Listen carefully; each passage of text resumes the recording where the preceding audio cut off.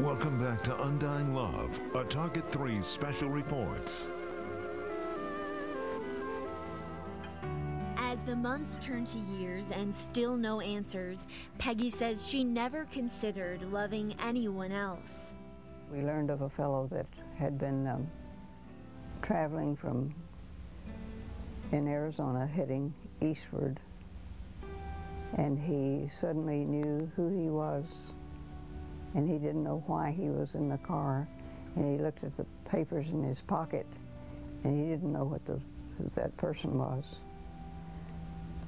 And he knew where his home was, and he drove there in Texas, and when he knocked at the door, his wife came to the door and had a tiny baby in her arms. She had remarried and had a child.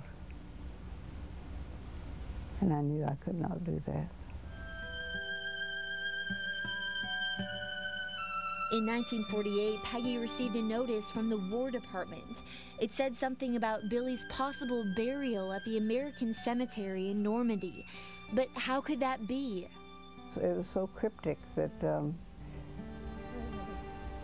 it was very difficult to believe. I didn't want to believe it. His parents, matter of fact, his father wanted to go over there with his attorney and actually see the remains and say, this is not Billy.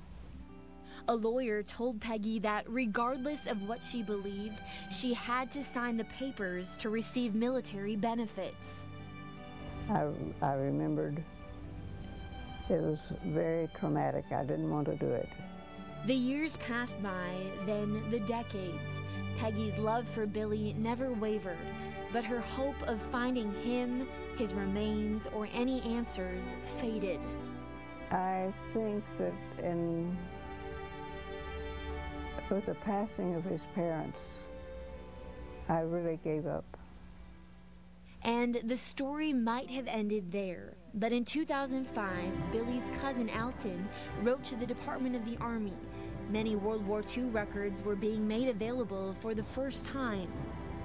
Soon after he had requested them, they called from Arlington to Alton and said, we told you it'd be 6 months, but you won't believe this.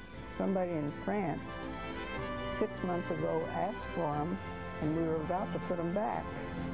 And they're the same records. Next on Undying Love. The plane was not disabled. The pilot was shot. In the last moments of consciousness, he did all the right things. He's that kind of man.